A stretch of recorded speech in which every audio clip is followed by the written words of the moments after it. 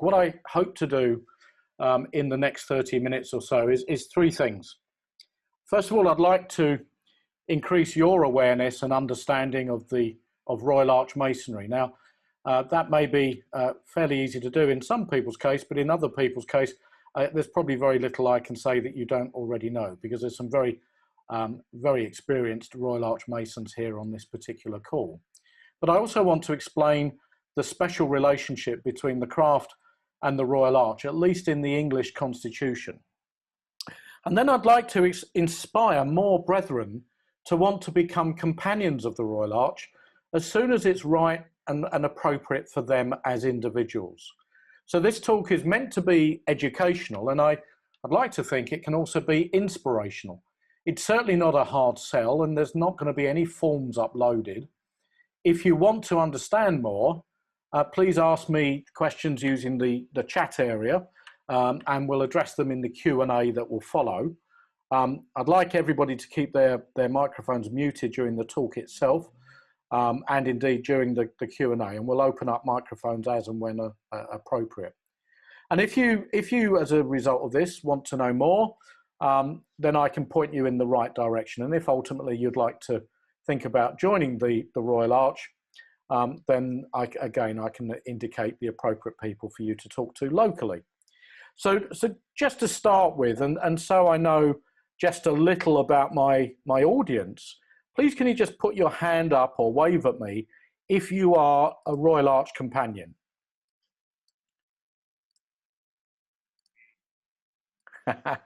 Keep waving, because I've got a couple of screens to get through here. That's good. Okay, so that gives me a bit of a flavour. And so you can put your hands down now. But companions, you can put your hands down.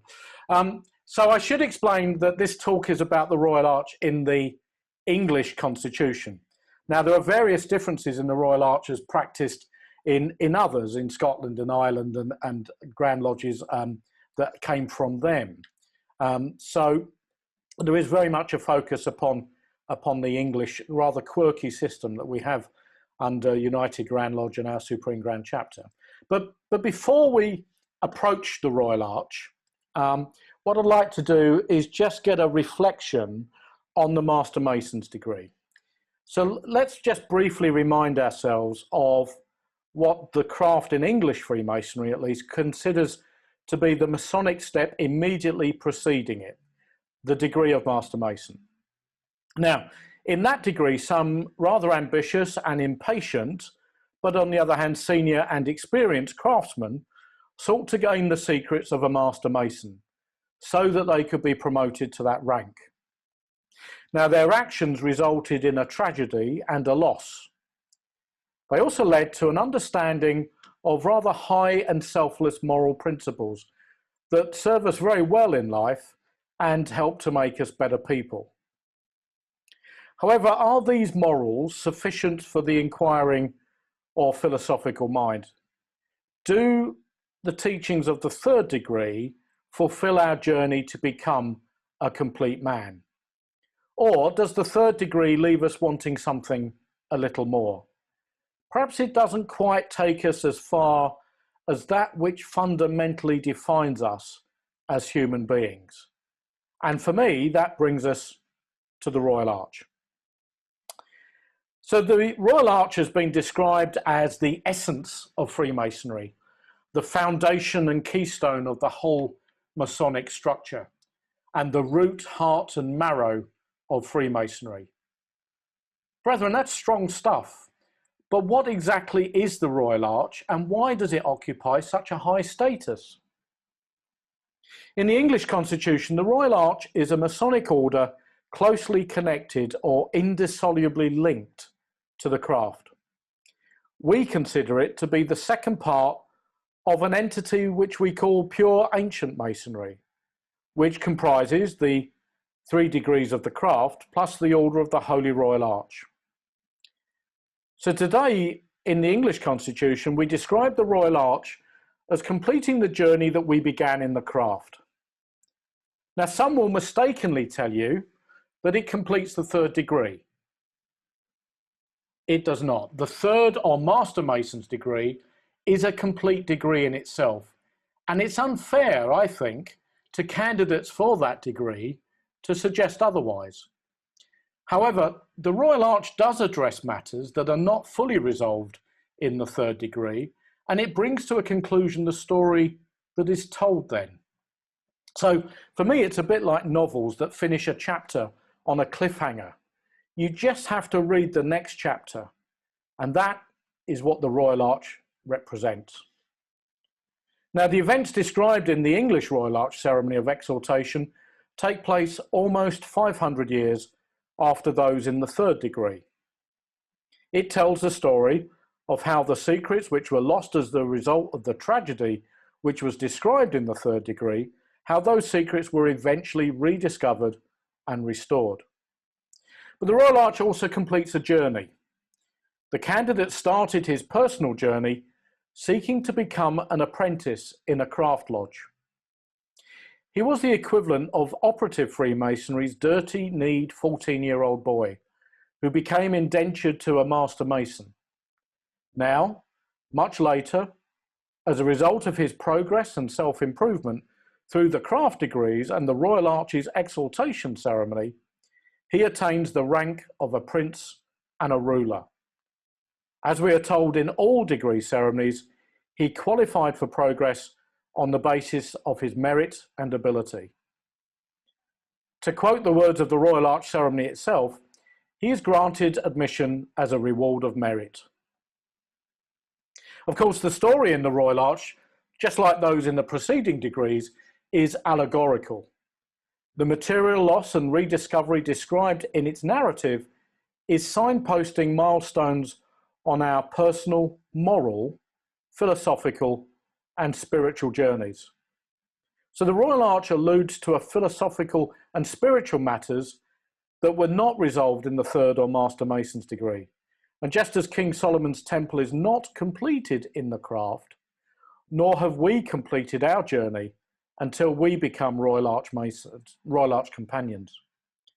So to put it simply and practically, if pure ancient masonry is thought of as a 4-act play, the craft offers the first 3 acts, while the Royal Arch offers the 4th and final act and completes the journey we began at initiation.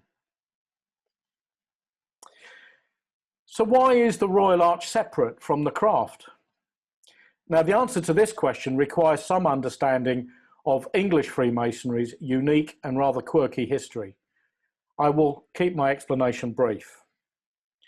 The Royal Arch itself originated in the 1740s, some 20 years or so after the development of the Master Mason's degree. By the 1750s, there were 2 main Grand Lodges, and they had very different approaches to the Royal Arch.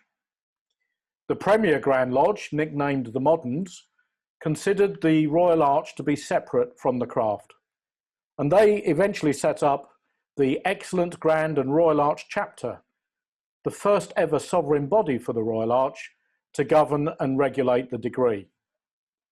The Ancients Grand Lodge, however, considered the Royal Arch to be the 4th degree of the craft, and so they worked it in their lodges. When these 2 Grand Lodges joined together in 1813 to form the United Grand Lodge of England, they had to find a way to resolve this difference, and so they reached a typically English compromise. The compromise was to define something called pure ancient masonry, an umbrella entity with 2 parts, the 3 degrees of the craft being one, and the Supreme Order of the Holy Royal Arch being the other. And by this clever device, the craft and the Royal Arch were, and still are, different but connected. They are indissolubly linked. So how does this work in practice? As we know, the craft is worked in lodges under a warrant issued by United Grand Lodge of England. The Royal Arch is worked in chapters under a charter issued by Supreme Grand Chapter. Chapters are separately constituted units, and this separation satisfied the moderns. But every chapter is attached to a lodge and shares its number, and often its name. So this attachment satisfied the ancients, and it also met the requirements of the 1799 Unlawful Societies Act, but that's another story. United Grand Lodge's most worshipful Grand Master is always also Supreme Grand Chapter's most excellent First Grand Principal, providing he is qualified as an installed First Principal of a chapter. In addition, the Grand Lodge's Grand Secretary, Grand Treasurer and Grand Registrar also hold the parallel offices in Supreme Grand Chapter. Royal Arch Companions enjoy a special privilege in the craft, and that is to be allowed and indeed encouraged to wear the Royal Arch's jewel of the order with their craft regalia. To emphasise the link between the two orders and the special status of the Royal Arch, this jewel takes precedence above all other breast jewels and is to be worn closest to the breastbone. No other Royal Arch jewels may be worn with craft regalia, whatever you may occasionally see, and no craft jewels may be worn with Royal Arch regalia. However, the Committee of General Purposes does allow qualified companions to wear the craft tercentenary jewel in private chapters, but not in Grand Chapter. In England and Wales, the craft and Royal Arch are very much interlinked, and I personally think of them as two sides of the same coin. And as if to underpin this point, United Grand Lodge and Supreme Grand Chapter even use the same coat of arms. Granted to United Grand Lodge in 1919, the arms showed the arms of the Worshipful Company of Masons, which were adopted by the Premier Grand Lodge, and the arms of the Ancient Grand Lodge, based on the principal banners in a Royal Arch chapter. These same arms are to be seen on the seal used on Grand Chapter certificates, as well as Grand Lodge certificates. So how does the Royal Arch differ from the craft? Well, for me, it offers a very different experience, one that is deeper and even more meaningful. The fact that it meets in a chapter rather than a lodge is not just a matter of labelling. It signifies that Royal Arch Companions are not gathering as craftsmen, but as members of a ruling council. To explain, in medieval times, the operative stonemasons building a cathedral would work and gather in a temporary structure called a lodge, while those who governed the cathedral met in the chapter house, a large round room attached to the northeast part of the cathedral. As if to emphasise this distinction, meetings of Royal Arch chapters are called convocations. Members of the Royal Arch address each other as companion, meaning someone we take bread with, and excellent companion, rather than brother and worshipful brother. And companionship is considered to be an even closer bond than brotherhood. The chapter itself is presided over by three principals who act together as one entity, rather than one master, as in a lodge, who acts upon his own. The three principals appoint officers, most of which carry very different titles to those in the craft, but some, not all, of their functions are similar. The furniture, layout and regalia in the Royal Arch are very different to those in the craft. These are spectacular when first seen, thanks to their rich colours and very different appearance.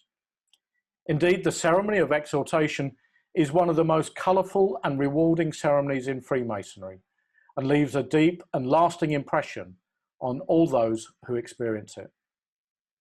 The festive board associated with a Royal Arch convocation is also rather different, with a piece of table ritual that ties together the various epochs of the Masonic story. And whilst the craft is practical in nature because it encourages to live our lives in accordance with moral principles and concentrates on our relationship with others, the Royal Arch is philosophical. It connects with the spiritual dimension that's in all of us. It concentrates on our relationship with our Creator without encroaching on religious teachings or practice. Many of us consider the Royal Arch as a true high point in Freemasonry. So why is it called, in fact, the Holy Royal Arch?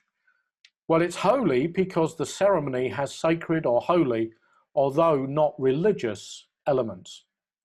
The story itself is set within a holy place, a location inside the ruins of King Solomon's temple. And it is royal because several kings were involved in the building of the temple, and one of the three principals is a prince of the people, and his sceptre bears a royal crown. On completion of the ceremony, the candidate is admitted a prince and ruler in the order. And arch? Well, because its keystone plays a central role in the Royal Arch story. The keystone signposts the holy location referred to above.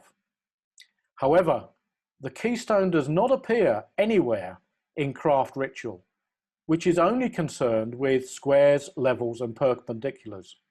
And keystones are only introduced in the mark, where they complete King Solomon's temple. I've already explained a few aspects of the organisation of the Royal Arch, so let me now address some additional points. The first Grand Principal appoints a second Grand Principal and a third Grand Principal. If the craft has a Pro Grand Master, and if he is an installed first principal of a chapter, which of course is highly likely to be the case, he will also be appointed Pro First Grand Principal in Supreme Grand Chapter. And together these companions are the rulers of the Royal Arch. The regulations of Supreme Grand Chapter build on and are contained within the rules or the Book of Constitutions of United Grand Lodge. They are the black edge pages in that book. Where an issue is not provided for by the Royal Arch regulations, the Royal Arch is bound by the rules of Grand Lodge. Just as the Crafts Board of General Purposes regulates the affairs of Grand Lodge and has control of its property and finances, so does the Royal Arch's Committee of General Purposes have the same responsibilities in respect of Supreme Grand Chapter. And their proceedings are regulated by the same rules, and the President of the Committee of General Purposes is an ex officio member of the board. The first Grand Principal appoints Grand Superintendents to rule in and over Metropolitan, Provincial and District Grand Chapters, and they rank as Grand Officers immediately after the rulers. In many provinces and districts, the craft Provincial or District Grand Master is also appointed to be the Grand Superintendent, to rule over the Royal Arch in that same province or district. In those where the same man is not appointed to rule both, the craft and the Royal Arch rulers are asked to develop a close working relationship. In their turn, Grand Superintendents each appoint a deputy and a second and third Grand Principal. In Metropolitan Grand Chapters, they also appoint a defined number of assistants and Grand Inspectors, whereas in large Provincial and District Grand Chapters, the Grand Superintendent is also permitted to appoint a defined number of assistants to the Grand Principals. A Grand Superintendent annually appoints acting officers, just as in the craft, and may also appoint companions to or promote them in past Metropolitan, Provincial or District Grand rank. Most Grand Superintendents have also established a system of Royal Arch representatives or liaison officers, and with the support of their Provincial Grand Masters, these companions promote the Royal Arch within their craft lodge and help brethren find a chapter suited to their needs and circumstances. If we move on to some of the more visual aspects then, Royal Arch regalia comprises a different apron to the craft. It also includes a sash and the jewel of the order. The apron is the same shape and size to that of the craft, and it bears the same tassels.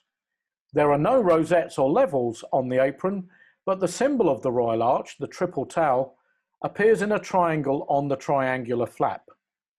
The border is indented in the colours of crimson and dark blue. The sash is of the same pattern and colours as the border to the apron and is worn over the left shoulder. The regalia changes when you are installed as a third principal of a chapter, and specifically the ribbons and backings change from white to crimson. And it changes again if you're honoured with Metropolitan, Provincial, District or Grand rank, when the backings become dark blue and the ribbons become tricoloured. The colours of the tricoloured ribbon reflect the colours of the splendid robes, yes, robes, worn by the three principals.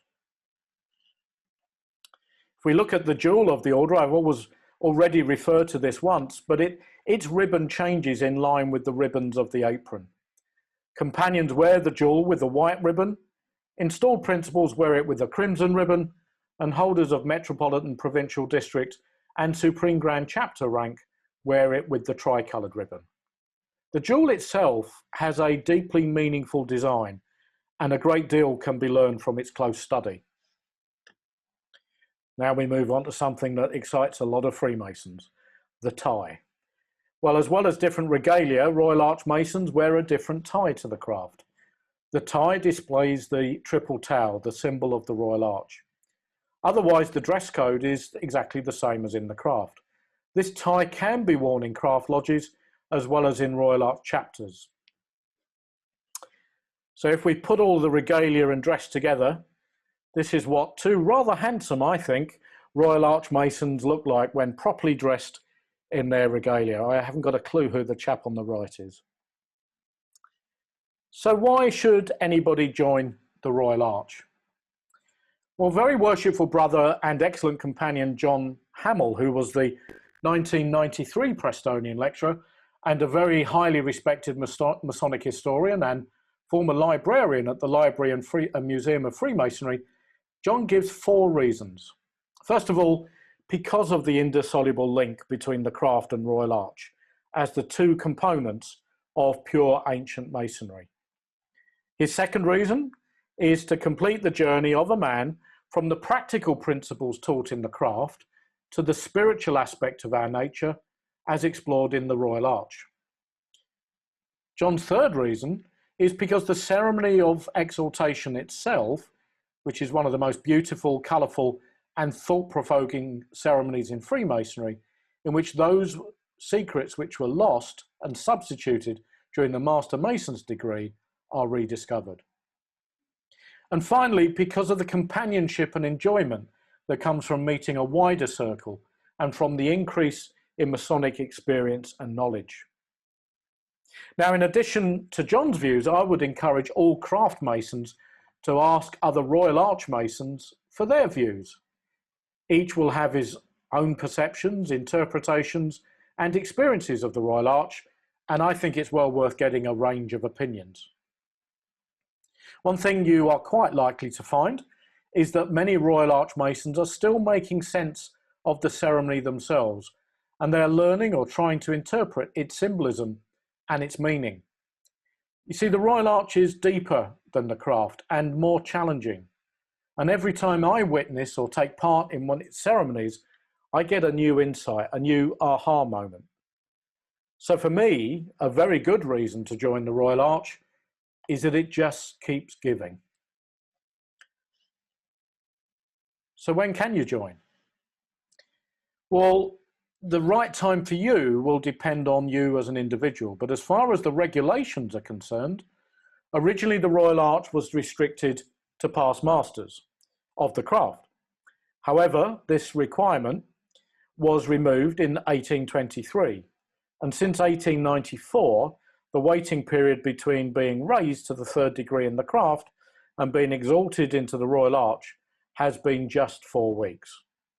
A mention of the Royal Arch is normally made when a Grand Lodge is presented to a Master Mason, and the purpose of this is to explain the link between the craft and the Royal Arch and the opportunity for Masonic advancement that is now open to you.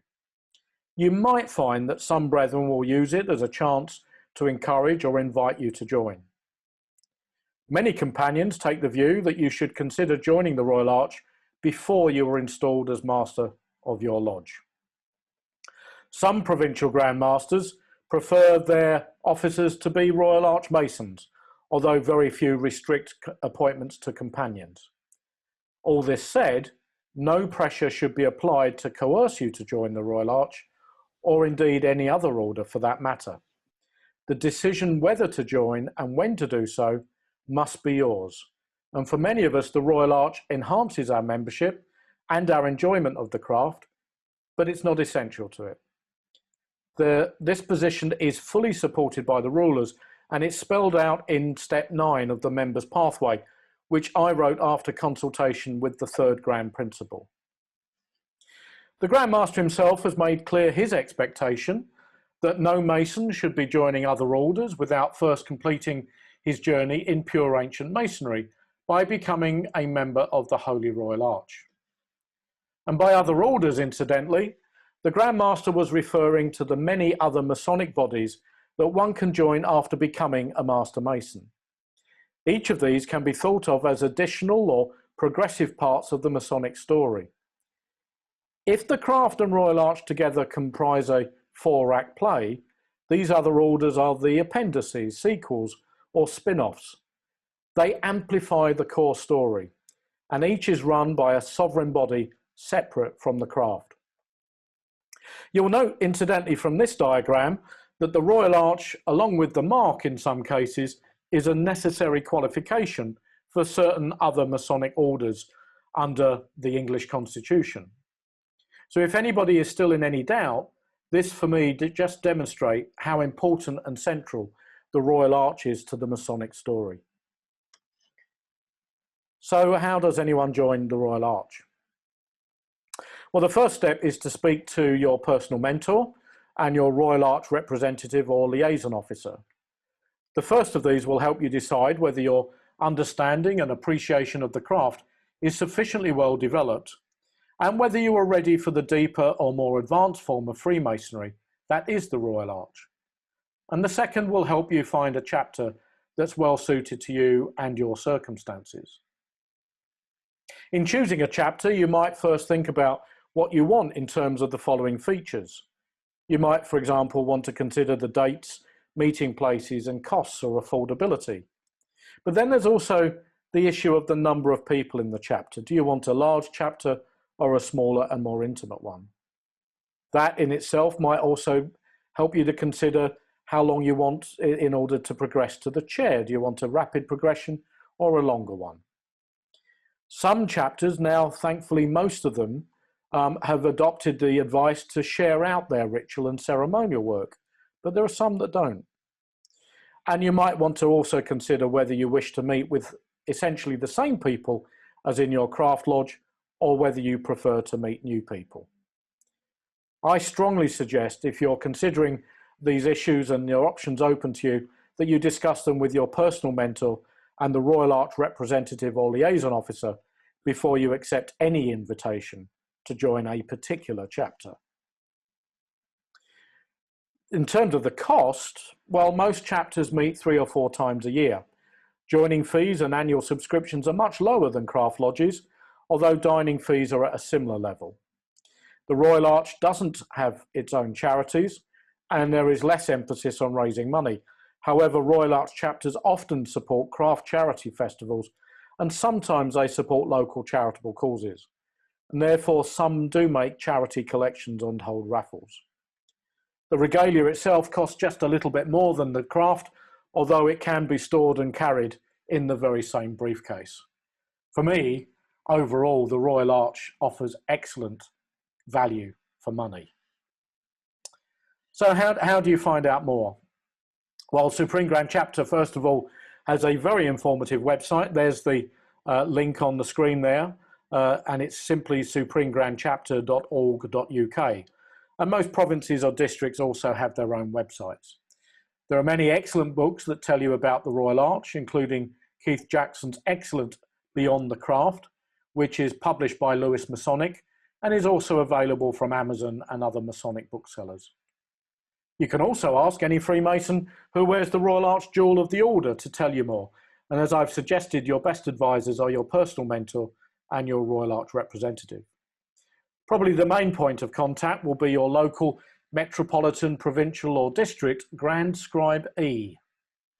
He's the equivalent of the Provincial Grand Secretary and can normally be contacted through the local website. And you'll find out what the E stands for if and when you join. Brethren, I promised this talk would not be a hard sell. However, I hope I have increased your awareness and understanding, and I hope I've stimulated your interest and signposted how you can find out more. For myself, I absolutely love the Royal Arch, and I'd like to see all craft masons become Royal Arch Companions. If you do decide to do so, you too can be part of the enhanced level of satisfaction and enjoyment that the Royal Arch brings. So brethren, thank you for your attention and interest. And I'm now very happy to answer any questions, or at least attempt to answer any questions that you might have.